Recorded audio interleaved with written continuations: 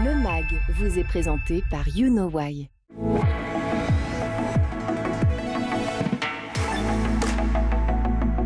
Bonjour, bonjour, très heureux de vous retrouver. School TV Le MAG, 30 minutes consacrées à la scolarité de vos enfants. À chaque fois une thématique forte sur le plan local ou national, toujours avec Alix Nguyen. Salut Alix. Salut Patrice. Nguyen, des fois je l'écorche un petit peu. Oui, bien. Nguyen. Allons-y pour le sommaire de cette émission. Ils sont près de 80 000 en France. On verra le comptage un peu plus précis dans un instant. On s'intéresse aujourd'hui aux élèves allophones des enfants étrangers qui, pour certains, ne parlent pas du tout français. Vous l'aurez compris, l'UNICEF tire aujourd'hui la sonnette d'alarme sur la situation et réclame un plan ministériel le plus vite possible. Mais alors, quel plan d'action? Pourquoi ce système, ce soutien renforcé n'est plus vraiment adéquat aux besoins des élèves? Les moyens alloués sont-ils suffisants au vu du nombre croissant d'élèves étrangers? Que faut-il changer dans notre approche en termes de formation des enseignants notamment? Là aussi, on en parle avec notre invité dans un instant. Et puis, comme à chaque mag, il y a une loupe. Et la loupe, c'est avec Alix. Oui, je vous parle d'un spectacle porté par des élèves allophones. Ça se passe à Nantes. Et c'est grâce à l'Association pour la réussite des élèves allophones. On voit ça dans un instant. Bonjour Céline Hein. Bonjour. J'ai bien prononcé? Oui, c'est bon. Jusqu'ici, tout va bien. Bonjour Céline, merci d'être avec nous. Vous êtes coordinatrice programme plaidoyer éducation chez UNICEF France depuis combien de temps? Depuis près de 8 ans maintenant. Voilà, j'adore poser cette question parce que tu es obligé de faire un petit calcul mental oui, à chaque fois. Ça fait déjà 8 ans, effectivement. C'est quoi un enfant allophone, pour ceux qui ne savent pas? Alors, un enfant allophone, tout simplement, c'est un enfant qui ne maîtrisait pas la langue française lorsqu'il a été en premier contact avec l'institution scolaire. Combien d'enfants allophones sur le territoire français? Alors, il y a des... Comment on calcule ça? Je vois que vous avez des chiffres, mais... Oui, alors il y a des forts enjeux de comptage, en effet. Donc, on considère à l'UNICEF France, donc, dans notre rapport dont on va parler aujourd'hui, oui, qu'il y a environ un enfant sur 3 qui parle une langue autre que le français à la maison. D'accord. Eux, ils ne sont pas tous allophones. Eux, ils sont plutôt de l'ordre du plurilingue. C'est-à-dire qu'ils peuvent aussi parler le français en plus d'une autre langue qu'ils parlent à la maison. Donc, en complément de ça, vous avez aussi les élèves allophones qui, eux, sont donc, comme je vous le disais tout à l'heure, ne parlaient pas français lorsqu'ils arrivent à l'école. Et ça, comme tous les Ukrainiens, on pense, on imagine, qui sont venus, effectivement, malheureusement, depuis la guerre. C'est ça. Donc, on considère que ceux-là sont près de 90 000 au dernier comptage. Ah oui, parce que c'est vrai qu'à la sortie du rapport, c'était plutôt 77 000. C'est ça, parce que les chiffres ont été actualisés depuis. Donc, il y a une enquête annuelle qui concerne les élèves allophones nouvellement arrivés. Or, on sait que ça ne compte pas forcément tout le monde, puisque ceux qui ne sont pas scolarisés ne sont pas pris en compte. Les élèves qui ont moins de 6 ans ne sont pas pris en compte non plus. Enfin voilà, on a identifié différentes lacunes dans le système de comptage, et donc ils sont bien plus nombreux que ces 90 000 en France. On va partir à la rencontre de Raoul, le jeune Raoul qui nous vient de Roumanie. Ça donne ça. Bonjour, moi je m'appelle Raoul. Je viens de Roumanie, j'ai 12 ans, je suis en 6e, ça se passe très bien. Je parle 2 langues, roumain, français, et j'ai commencé l'école en 2021. Quand je vais grandir, j'aimerais trop à tourner des vidéos sur YouTube. J'aime les vidéos avec les voitures, trop, et j'aimerais trop avoir mon permis. J'ai commencé l'école à 8 ans. Mes premiers jours d'école, c'était un peu dur. Ouais, j'étais pas habitué. J'avais les trucs, je sais pas comment dire, la tristesse, tu vois. J'étais triste parce que je connais pas le français et c'était nouveau pour moi. Et après j'ai ralenti. J'ai dit, moi stop, hein. Je suis plus petit. Après je vais grandir. Après je vais pleurer toute ma vie. Comment je vais faire? Je commençais le P2A en 2021 et j'ai fait jusque 2023. Je dirais c'était très bien les 2 années que j'ai fait. J'ai appris le français, c'est important pour moi, et à lire, écrire, compter, parler. Voilà, 3 ans, on comprend bien qu'effectivement Raoul maintenant commence à bien parler français. Ça se passe comment la prise en charge pour un enfant comme Raoul quand il arrive en France? Oui, alors il y a différentes étapes à cela. Donc la première étape, c'est un test de positionnement en langue, lors duquel on évalue si l'enfant a des besoins linguistiques ou pas, puisqu'on peut être... Donc voilà, on évalue son niveau en français. C'est ça.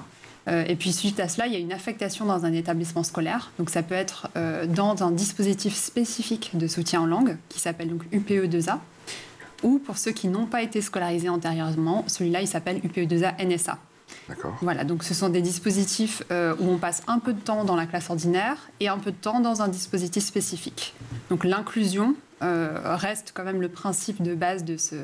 Ce ne sont pas des écoles séparées, c'est vraiment au sein d'un même établissement scolaire.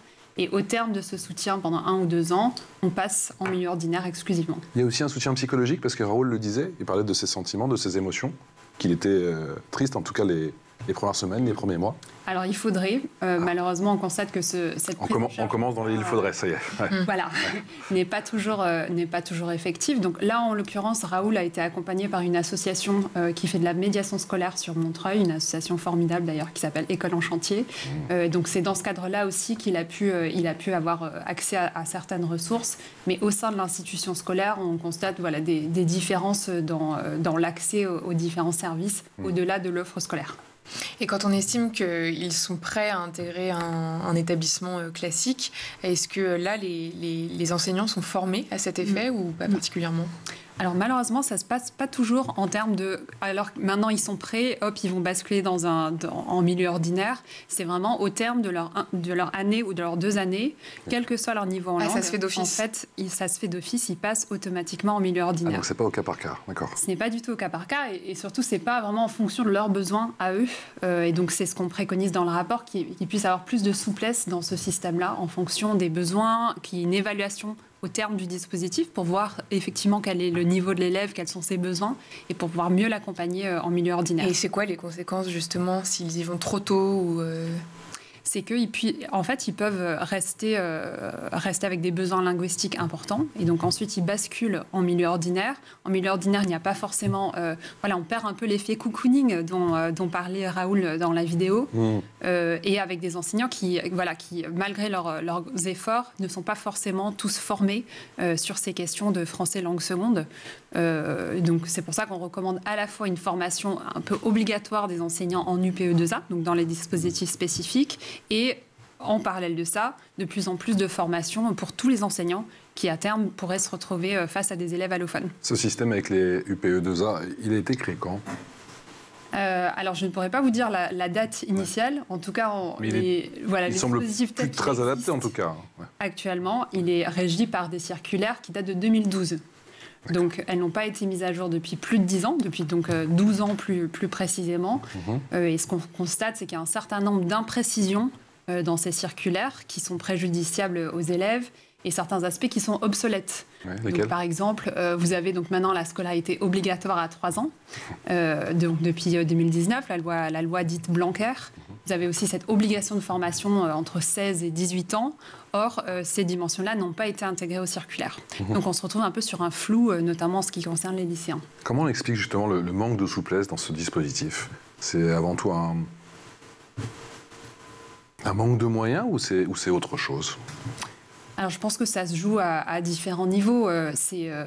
Forcément, une institution scolaire doit proposer quelque chose d'assez homogène, même si on voit que dans les faits, les rectorats, les différentes académies se débrouillent un peu au cas par cas en fonction des différents besoins des élèves. D'accord. Il y a cette dimension aussi manque de données, d'informations concernant les élèves, et puis le manque de formation des enseignants qui là aussi, est préjudiciable.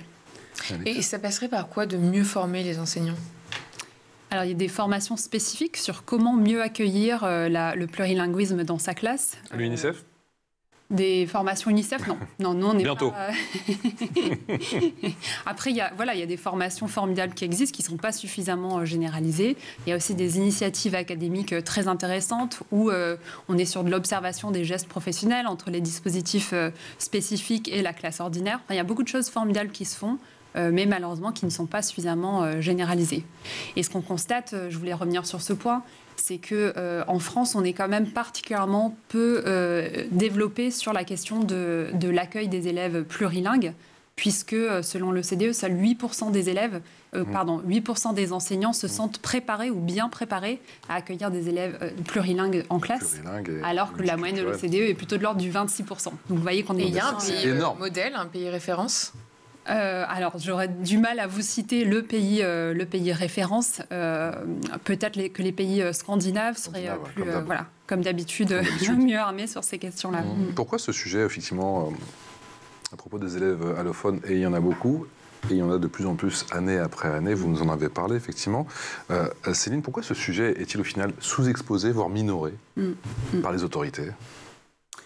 Alors, je pense que c'est un sujet qui est très méconnu, qui regroupe... on parle d'enfants très vulnérables. On sait que lorsqu'on parle d'enfants vulnérables, ça a du mal à être pris en charge avec des politiques adaptées, à faire exister ce sujet tant auprès des pouvoirs publics que des médias, ou de l'opinion publique aussi. Alors, malheureusement, c'est vrai que c'est ça qui peut freiner aussi la prise en charge. Ce sont des publics qui ne sont pas forcément prioritaires dans l'opinion publique, dans la prise en charge pour les politiques publiques. Et là, on ne parle pas uniquement des enfants en situation de migration. Ce sont aussi de très nombreux enfants qui sont nés en France, qui y vivent depuis longtemps et qui, pour autant, sont allophones. Et je pense particulièrement aux territoires ultramarins.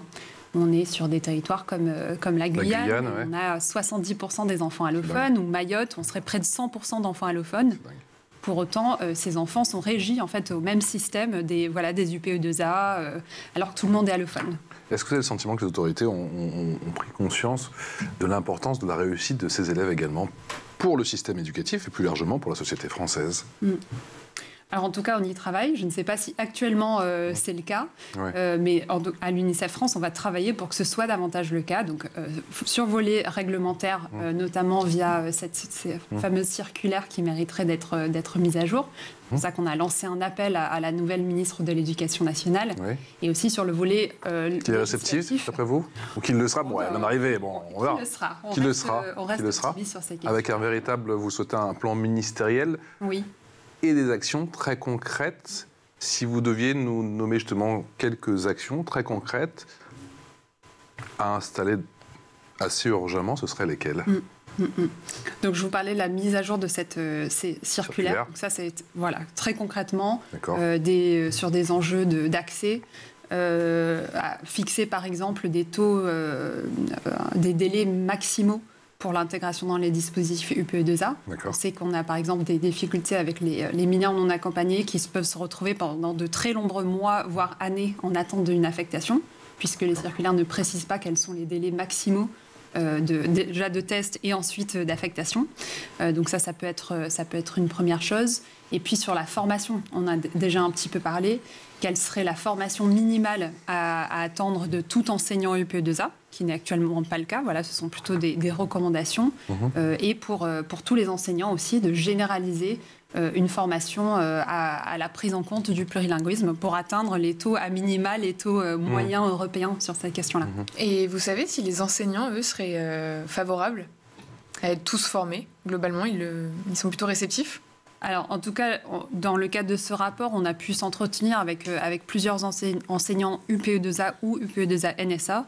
Ils ont fait part de leur souhait de formation sur ces questions-là. Donc, chacun avec des petites variantes différentes, avec des souhaits de formation différentes. Ils n'ont pas toujours été entendus par l'institution en termes sur ces souhaits-là. Et on voit qu'il y aurait beaucoup plus à faire sur la formation. Et justement, quelle approche... Qu'est-ce qu'il faut changer dans notre approche pour que le système soit plus efficace ? Vous avez dit effectivement que ces professeurs et ces enseignants n'étaient pas assez formés pour avoir affaire à des élèves qui étaient multilingues au final. C'est ça qu'il faut changer absolument. Oui, alors en fait, on ne s'attend pas à ce que tous les enseignants puissent parler toutes les langues. Mais il y a certaines techniques pédagogiques, alors je ne suis pas pédagogue, donc je dis ça en toute humilité, qui permettent de davantage comprendre en fait, les structures linguistiques, de comparer et de contraster pour qu'en passant par les langues premières des élèves, on apprenne mieux le français. On comprenne mieux comment ça marche en français quand on connaît bien sa propre langue et qu'on arrive à voir quels sont les différents mécanismes à l'œuvre. Donc ça, c'est une chose. Les enseignants nous en ont parlé aussi. Il y en a beaucoup qui le font déjà, en fait, dans les académies. Vous avez des centres académiques, donc dans chaque académie qui s'appelle des CASNAV, qui, eux, sont porteurs de ce genre de formation, mais qui, malheureusement, ne sont pas forcément systématiques, qui n'ont pas forcément les moyens d'étendre cela à tous les enseignants sur les académies. Céline Hein, dans votre rapport, vous précisez qu'en moyenne, dans le monde, les enfants qui reçoivent un enseignement dans une langue qu'ils parlent à la maison ont 30%, c'est énorme, 30% de chances supplémentaires de lire et de comprendre ce qu'ils lisent à la fin de l'école primaire que ceux qui ne parlent pas la langue d'enseignement. Oui. Donc tout à fait, il faudrait, donc pour tous les enfants, davantage intégrer ces langues premières pour justement maximiser les chances de réussite scolaire. Et puis on porte certaines recommandations spécifiques sur les régions ultramarines où les taux d'allophonie sont particulièrement élevés. Donc, plus précisément, on préconise le développement de l'enseignement immersif bilingue pour que ces enfants-là puissent apprendre la langue française en s'appuyant sur leur langue première. Comment on explique de tels taux en Guyane, par exemple ? Ce sont de très nombreux enfants qui ont d'autres langues premières. C'est un territoire qui comporte de très nombreuses langues. Et donc la langue française, c'est la langue de l'école. C'est pas la langue de la maison, ni la langue de la rue. Voilà, ce sont des contextes historiques et culturels. Et là-bas, les enseignants sont aussi peu formés qu'en France ? Alors vous avez des variations bien sûr, et je ne veux pas généraliser, mais effectivement, je pense qu'ils ont les mêmes difficultés d'accès aux formations qu'en France hexagonale. Et vous avez des exemples de réussite d'école en France en termes d'inclusion d'élèves allophones ? Alors des exemples de quel genre, vous voulez dire ? Un établissement dans lequel ça se passerait particulièrement bien, ou avec des enseignants particulièrement bien formés. Alors c'est peut-être moins des établissements, mais il y a des dynamiques territoriales qui se mettent en place, donc notamment autour de ces CASNAV que je mentionnais tout à l'heure. Donc, ce sont des centres de ressources académiques pour ces élèves allophones. Donc c'est pour les enfants allophones nouvellement arrivés et pour les enfants de familles itinérantes ou de voyageurs. Voilà, ce sont les deux publics qui rentrent dans le champ de ces centres académiques.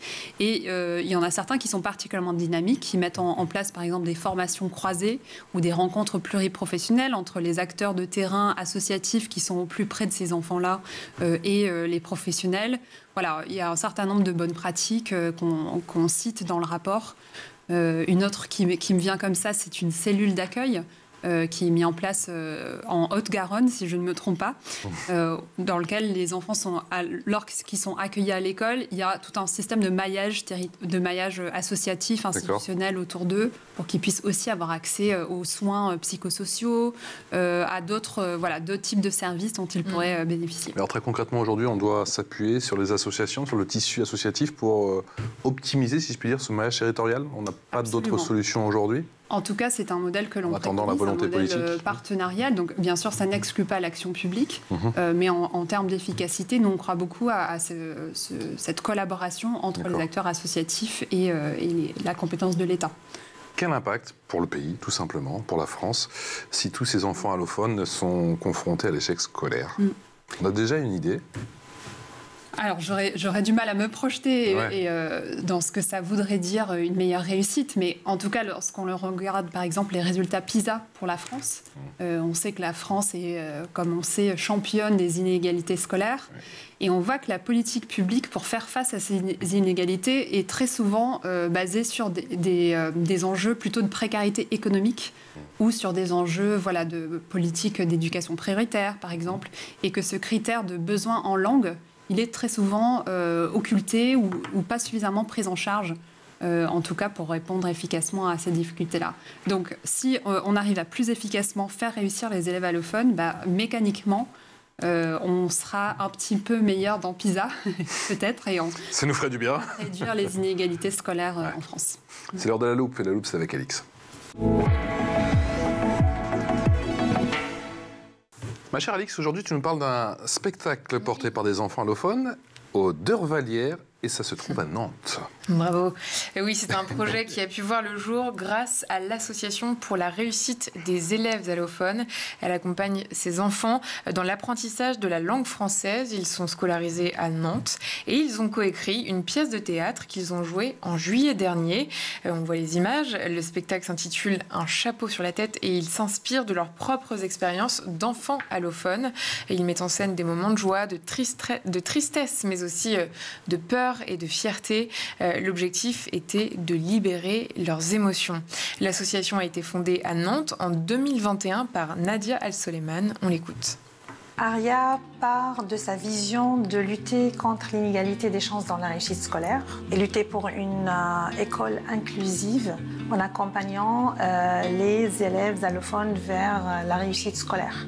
Ça s'intéresse à tous les élèves qui sont scolarisés en France depuis peu de temps, à tous leurs parents, parce qu'on croit à un système éco-éducatif où les parents sont une partie prenante qui contribue dans la réussite scolaire de leurs enfants. Je suis Émilie Trévien, je suis formatrice et coordinatrice à l'association AREA depuis le mois de septembre. L'action d'AREA se base sur 3 principes, donc l'accompagnement avec les élèves, avec les parents. Du côté des élèves, en fait, on va rencontrer les professeurs principaux de chaque élève pour faire le lien sur la scolarité, échanger les points de vue. Pourquoi les parents ? Parce que les codes scolaires sont différents en fonction du pays d'où on vient. Et on ne leur explique pas comment jouer leur rôle dans la scolarité de leurs enfants.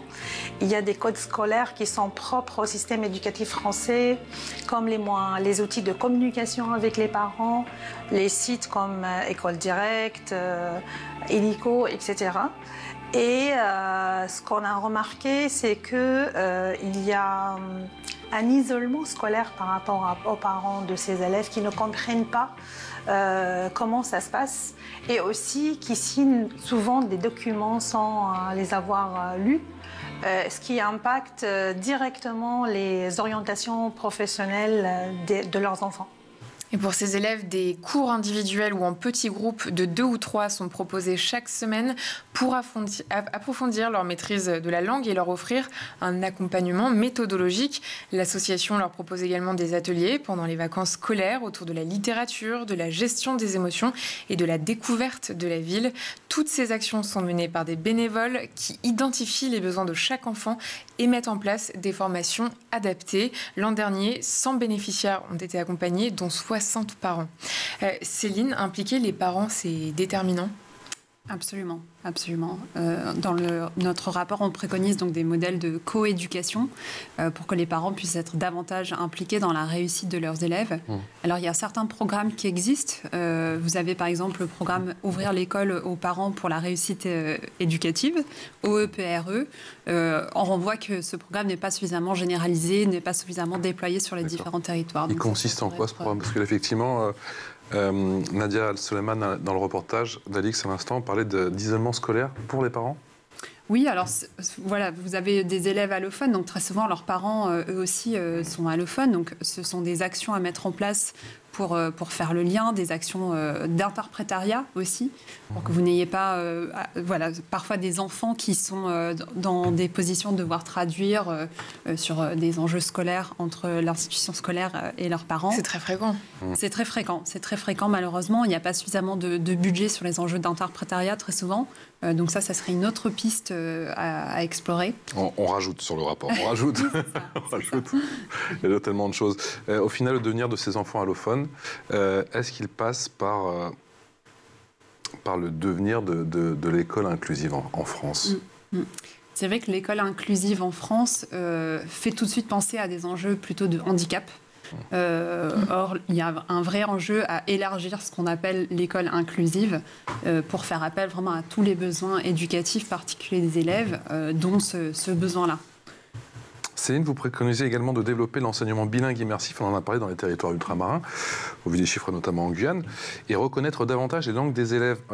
Sur le papier, on pourrait se dire que c'est assez simple à mettre en place, j'imagine, pour certains professeurs, je pense certains enseignants dans les territoires ultramarins. Mais est-ce qu'au final, c'est pas le plus délicat, puisqu'on va être confronté, j'imagine, au dogme de l'éducation nationale ? Oui. Alors là, ce qu'il faut noter, c'est que le cadre actuel le permet. Cet apprentissage. Donc, depuis 2021, vous avez le droit non seulement d'apprendre des langues régionales, mais vous avez aussi le droit d'apprendre en langue régionale. Donc ça veut dire que là, vous apprenez toutes vos matières scolaires dans la langue régionale. Donc ça, depuis une loi passée en 2021, c'est déjà le cas. Or, on sait que cette modalité-là, elle est presque exclusivement développée en France hexagonale. Or, les enjeux se situent plutôt en France ultramarine. Ouais.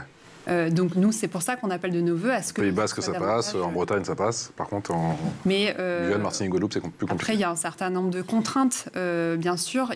Pour que cela fonctionne, il faut des professeurs locuteurs de toutes ces langues. Il faut les formations adaptées, il faut les passerelles aussi. Il faut que ces métiers-là soient attractifs pour les personnes de ces territoires-là. Donc c'est un vrai défi aussi pour mettre en place cela efficacement sur ces territoires ultramarins. Vous avez travaillé combien de temps sur ce dossier et sur ce rapport? Et qu'est-ce qui a motivé justement la création, l'écriture de ce rapport à l'UNICEF? Ça fait un petit moment que vous aviez identifié cette sous-exposition, si je puis dire. Tout à fait, ça fait un petit moment qu'on a cela dans les tuyaux. Donc là, depuis 2017 à peu près, on travaillait sur les enjeux plutôt d'accès à l'école. Et c'est en travaillant sur ces enjeux d'accès à l'école, ça nous a fait un peu découvrir certains publics et leurs difficultés. Donc je pense par exemple aux enfants ultramarins, aux mineurs non accompagnés, aux enfants vivant en bidonville. Donc en travaillant sur ces enjeux d'accès, ce n'est pas suffisant en fait que ces enfants puissent accéder à l'école. Il faut ensuite qu'ils puissent y réussir et pas décrocher.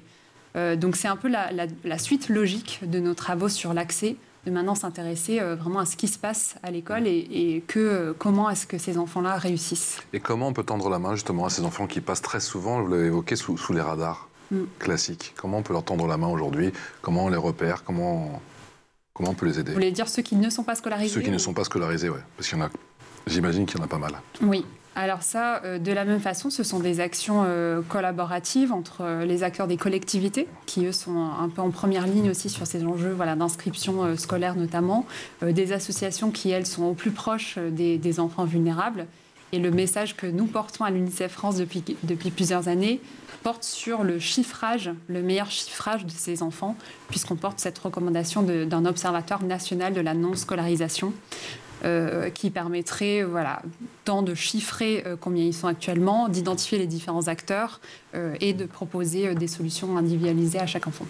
Voilà pour ce rapport. Merci beaucoup Céline pour ce rapport effectivement sur les enfants allophones en France. Je rappelle vos 5 objectifs: améliorer l'accès aux dispositifs soutenant l'acquisition du français, améliorer la qualité des dispositifs spécifiques pour permettre l'acquisition du français, je vais y arriver, améliorer l'inclusion en classe ordinaire au fil de l'accueil au sein des dispositifs spécifiques et à leur sortie, 4, prendre appui sur les langues premières pour favoriser la réussite éducative, et 5, réunir les conditions de la réussite des élèves allophones à l'école. Il y a bien sûr pas mal de propositions, 17 si je ne m'abuse, recommandations, et je crois qu'on a trouvé une 18e il n'y a pas longtemps au sein de cette émission. Un grand merci à vous, merci de nous avoir exposé effectivement ce beau rapport que je vous conseille d'aller consulter. On le retrouve sur le site de l'UNICEF. Absolument. J'imagine, il est là, il est copieux, il est très intéressant. Alix, on se retrouve demain. À demain. À demain.